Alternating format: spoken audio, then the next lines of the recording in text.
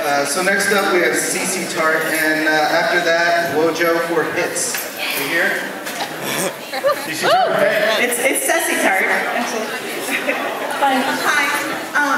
I was wondering, you kind of touched it on already. With all the label issues, do you think that labels can be run in favor of artists? Oh, absolutely. Absolutely. There are fantastic labels out there, and you know, people should not forget that the CD is not dead, and physical distribution of items that need to go to people is not dead and will not die. And you know, as long as stuff needs to get to people and people need to know about that stuff, labels will be useful. And if they really love and believe in art, they can be great labels, and they are out there. I mean, there are great labels out there who have fantastic, long-standing relationships with their artists who love them.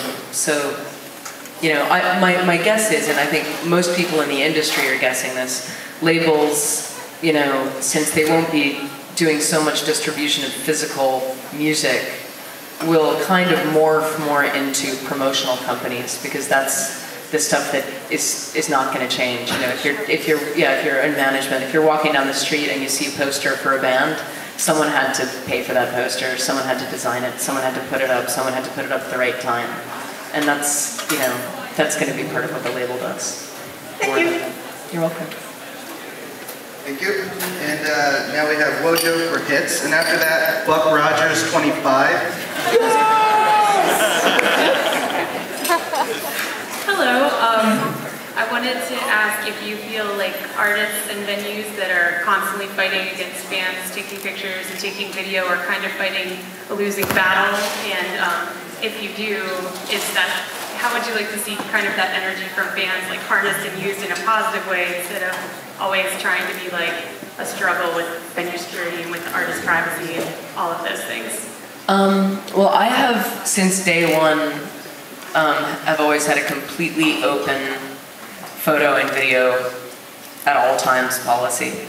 And I've had to fight with venues who don't want fans videotaping or fans photographing. And I've just never understood it. I think it's fucking retarded. Because, you know, well, I mean, seriously, really, the question is, what does the venue have to lose if, like, this guy in the front row takes a picture or doesn't take a picture? You know, and I can certainly understand the artist. I mean, there have been shows where I've regretted that, where, you know, where sometimes it's just overkill, and like I'm doing something really quiet and still and emotional, and there are like 9 people going click, click, click, and there's flash and stuff. But that's my choice. You know, I can't regret that very much, because I allowed it. And there are plenty of artists who have rules like, you know, yes but no flash, or just the first 3 songs, or whatever. And you know, but that's up to the artist. I don't think that's up to the venue. And I think now that pretty much everyone and their mother is a photographer at all times, because everyone has a camera at all times, and pretty much now everyone has video at all times, you know, just, you should leave it up to the people on stage, not to the, you know, not to the venue, because the venue, I think, only stands to benefit if someone posts a fantastic video of something that happened on their stage that then goes out to the entire universe to enjoy. It's great. Thank you. Welcome. Thank you. Buck Rogers 25. Dude. You like Buck Rogers 42? It's a namesake thing with my parents. Anyway, with all the impromptu stuff that you've done, the webcasts, and the way you're really changing the way that artists deal with this industry in general, how has that also altered the way that you look at recording studios or the way that you record your music? You know, it hasn't altered it that much, but it may well do in the next year or so, as I start thinking about what I'm going to put out next.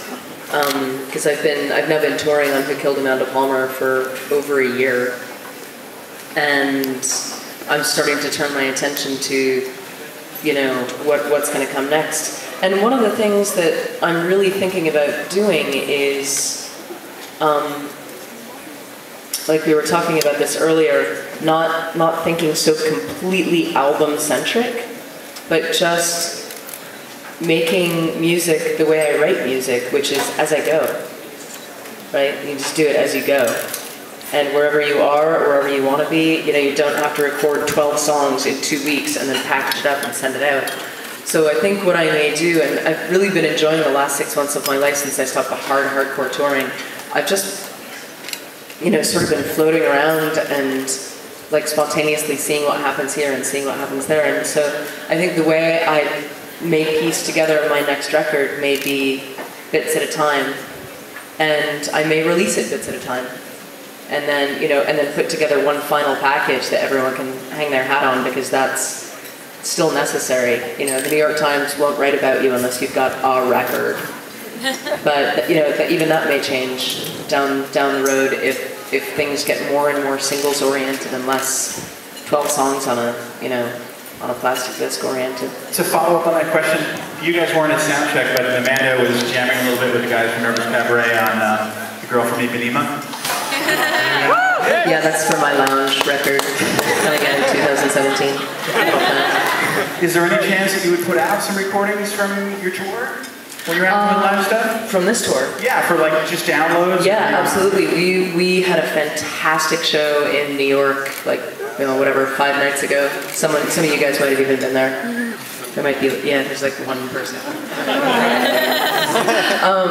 And it was a killer show, and we recorded it, and we may put that out. No? All right, so we're going to ask just a couple of questions from the audience, because I know everybody wants to see the show. Can you go over? Jason's over there with the microphone. I don't know if you can make your way through the crowd. Head over to Jason. Just try not to. Just go on up. Yeah, if we can fit it in.